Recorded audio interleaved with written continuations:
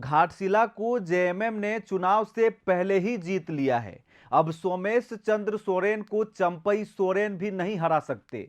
भाजपा के पास ऐसा कोई बाण नहीं है जिससे वे जेएमएम के चक्रव्यूह को भेद सके। अब आप सोच रहे होंगे जेएमएम का वह कौन सा चक्रव्यूह है और आखिर ऐसा क्या है जिससे यह सब मुमकिन है। तो मेरे पास महज एक फैक्ट है जिससे यह तय हो जाता है कि घाटशिला की मैदान को सोमेश सोरेन ने पहले ही फतह कर लिया है और तीर ने फिर से तलवार को परास्त कर दिया है। इन सब बातों के पीछे मेरा क्या दलील है, क्या फैक्ट है, आगे सब कुछ क्लियर हो जाएगा। फिलहाल आप ओंकार झारखंड देख रहे हैं और मैं हूं रवि भास्कर। घाटशिला की गलियों में अब राजनीति की चर्चा रसोई की चर्चा से जुड़ चुकी है और खाना पकाती हुई यहाँ की महिलाएं तय कर रही हैं कि इस बार किसे जिताना है। अर्थात बड़े बड़े दावों के बीच चुनाव में निर्णायक भूमिका महिलाओं की रहेगी। घाटशिला की महिलाएं ही इस बार तय करेंगी कि उनको बाबूलाल सोरेन चाहिए, रामदास मुर्मू चाहिए या सोमेश चंद्र सोरेन। झारखंड की राजनीति इन दिनों फिर से एक बार महिलाओं के इर्द गिर्द घूमने लगी है और वजह है घाटशिला उपचुनाव। यहां सबसे बड़ा सवाल यह नहीं है कि कौन जीतेगा, बल्कि यह है कि महिलाएं किसे जिताएंगी। और महिलाओं ने जिसकी तरफ देख दिया, समझो घाटशिला उसी का हो गया। ऐसा क्यों है भाई? क्योंकि घाटशिला में महिलाओं की संख्या पुरुषों से लगभग 5% ज्यादा है। अब आपको भी ताज्जुब हो रहा होगा कि ऐसा कैसे हो सकता है।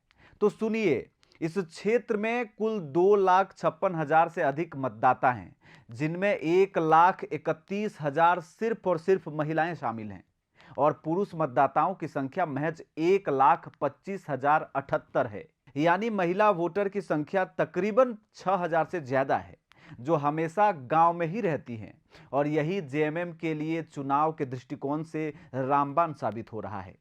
यानी साफ है कि इस बार का चुनाव महिलाओं के मूड पर निर्भर करता है।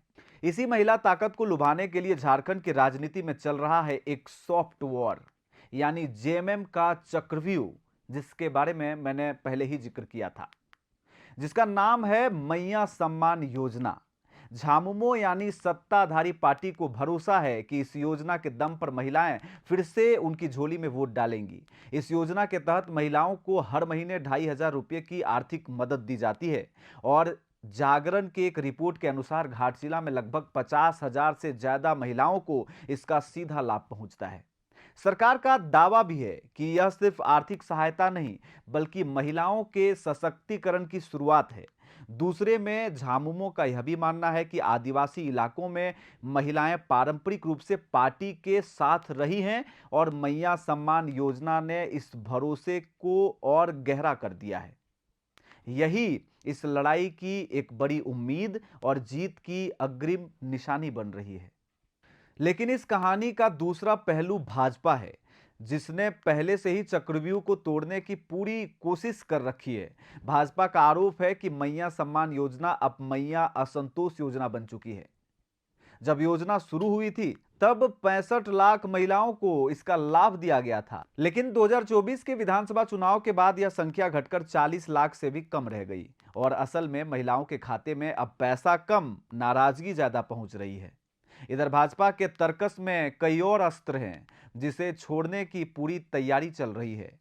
पहला अस्त्र केंद्र सरकार की महिलाओं के सशक्तिकरण के लिए चलाया जा रहा उज्ज्वला योजना है। दूसरा अमोघ अस्त्र बेटी बचाओ बेटी पढ़ाओ योजना और तीसरा यानी मातृ वंदना योजना और चौथा भी है, चौथा अस्त्र है प्रधानमंत्री जनजातीय न्याय महाअभियान। जैसी कई ऐसे अस्त्र हैं और बाण हैं उनके तर्कस में, जिसने महिलाओं को वास्तविक बदलाव दिया है और भाजपा इन अस्त्रों को इस चुनाव में चलाने वाला है। अब भाजपा वालों ने इनके कई फायदे भी गिनाए हैं, रसोई से रोजगार तक, शिक्षा से लेकर स्वास्थ्य तक। अब सवाल यह है कि घाटशिला की महिलाएं किस पर भरोसा करें। एक तरफ झामुमो की मैया सम्मान योजना है जो सीधे तौर पर आर्थिक मदद देती हैं, पर अब संदेह के घेरे में भी है। दूसरी तरफ भाजपा की राष्ट्रीय योजनाएं हैं जो बड़े स्तर पर महिलाओं की भलाई का दावा करती हैं, लेकिन यह भी देखना होगा कि उनका असर घाटशिला जैसे इलाकों में कितना पड़ता है। इस बीच महिलाओं के बीच एक नई राजनीतिक जागरूकता उभर रही है।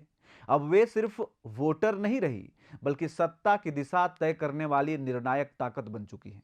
मुख्य निर्वाचन अधिकारी के रवि कुमार ने भी माना है कि आदिवासी इलाकों में महिलाओं की संख्या पुरुषों से ज्यादा है और उनकी जीवन प्रत्याशा भी बेहतर है। इसका सीधा मतलब है कि महिलाएं अब चुनावी गणित नहीं, बल्कि परिणाम तय करने वाली शक्ति हैं। मैया सम्मान योजना, कभी महिलाओं के सशक्तिकरण का प्रतीक कही जाने वाली यह योजना आज चुनावी हथियार बन गई है। अब घाटशिला की महिलाएं अगर असल मायने में मैया सम्मान से सशक्त हुई हैं, तो जेएमएम का जनाधार जिंदा है। सोमेश चंद्र सोरेन की जीत तय है और यही वह चक्रव्यूह है जिसे तोड़ना भाजपा के लिए मुश्किल लग रहा है।